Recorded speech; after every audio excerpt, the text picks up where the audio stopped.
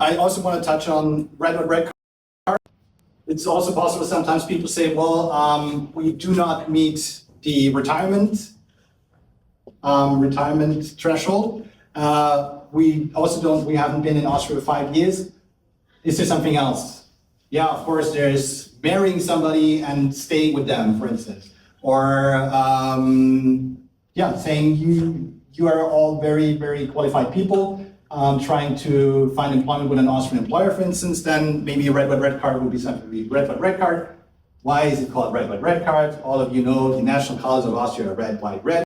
People who draft laws don't have a lot of fantasy, and that's why they call it red card. So it's a points-based skill assessment where there are different types of categories of red cards. Some of them are for very highly skilled people, so they hold degrees, they have published scientific papers, they've worked for stock-traded companies and were CEOs of those companies.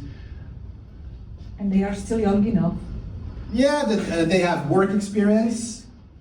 Age is also. Age is, so the thing with age, you get points for your work experience, but you also get points for your age. So that's how they balance it out, because normally a young person will not have as much work experience, whereas a person who's already been in the workforce for many years will get less points for their age. So they try to be fair when it comes to that, okay?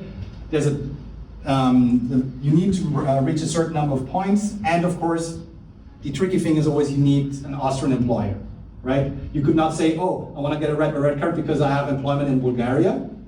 It's, if you wanted to get red card here, you need to prove that you have employment in Austria. And that can prove tricky because unfortunately red card has a very bad reputation with Austrian employees. The whole thing, it takes so long and it's so much paperwork. In fact, it's 2 documents that you need from the employer. And it's doable. By law, they have to decide within 6 weeks. Recently, my experience has been that they have done in 2.5 weeks. So it's really, getting vaccination and then having to rip off the Band-Aid sometimes hurts more than this entire process. So there's a red card for employed work, so very highly skilled people. Then there's so-called shortage occupations. So Austria says we have a list of industries where we lack qualified professionals. So of course you will always find IT, engineering, nursing, doctors, right? But also, my favorite is in food and beverage, the sushi chef and the kebab chef. So if somebody here has a very long work history mounting the Spitz, then you might have what is called a shortage occupation on your hand. And of course, the employer has to be willing to hire you, do the entire process with you. Next category would be so-called other key employees. That's like the fallback option if you don't fall under super highly qualified or the shortage occupations. It's possible to also still get hired with a red card if your employer A is willing to pay you right now, I think 3,500 euros gross, which depending on your industry might not be as daunting, but for some people it's like, oh, I will never make that money. And the other thing, there's a labor market check. And the labor market check is done by EMS, so you will probably not have had anything to do with them. They're for unemployment service benefits, but also they're doing the assessment of qualifications. And they would have to check whether, yes, you might be qualified, but we also have an Austrian who's unemployed who would also be qualified. So company X, rather than hiring Mr. Johnson, why don't you take Mr. Müller? Because Mr. Müller is already here. And then the company has the great honor of defending why we want to hire Mr. Johnson instead of Mr. Müller, because Mr. Johnson, has traveled extensively in a region where the company wants to expand to. Mr. Müller has not. It's possible, but it's an additional step. Yeah. Theoretically, there's also a red card for self-employed work. Why do I say theoretically? Because unfortunately, at least in Vienna, my experience is that the prerequisites that they expect are quite high, and they hardly ever greenlight any projects, right?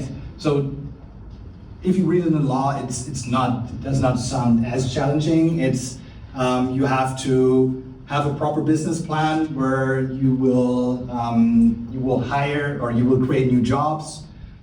You will introduce or you will pay a certain amount of money into the Austrian system by virtue of you, I don't know, buying machines for the new factory that you want to build and something like that. Still, my experience has been unfortunately that in Vienna they're really strict with the rules, and it's rather tough to get one of those self-employed work red cards. That's correct.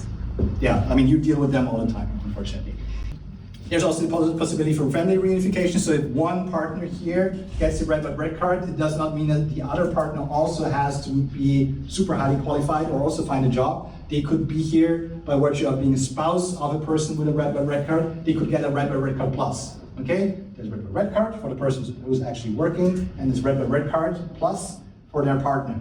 Now, Austria is funny in that the person with red card plus has more rights than the person with red card. Why? Don't ask me, they just want to be funny. Person with red cards, you see here, is this for me? Can I highlight? No. No. Okay, it says here, gilt bei Musterfirma. That means that's just a sample card, and normally here, there's a placeholder where normally the name of the company that you work for would go, so XYZ Corp. And you can only work for XYZ Corp because it says on your card, this document is for a person living in Austria working for XYZ Corp. However, your spouse will not have XYZ Corp on the back of their card. Your spouse can work for any company. Your spouse can set up their own company. You cannot. You will get red card for 2 years. If you, during those 2 years, 24 months, you've been employed with XYZ Corp for at least 21 months. Afterwards, you can file for a renewal to red card plus. So then you're also free. Your partner has always been free. Now you're also free to work for any company. The only disadvantage for your partner, their red card plus is in the beginning only valid for 1 year, again 1 year, and of course they can only have their card as long as they're married to you and you have your red card. Okay, so they're tied to your hip. Yes? Let's say a spouse has a red card plus. Do they have but the one spouse with the red card is working here in Vienna or Austria. The other spouse has the red card plus. Are they required to be here for any specific amount of time during the year? Same as I said before. Better to be here. I mean, if you're a loving, harmonious couple, then like you want to spend time together. But they're not knocking on doors and checking whether you share, like whether there are 2 toothbrushes. Yeah. Other questions on red cards? And of course, this opens, so if you had red card for 2 years, followed by 3 years of red card plus, you had 5 years if you needed that, and you could switch to permanent residence again. Okay?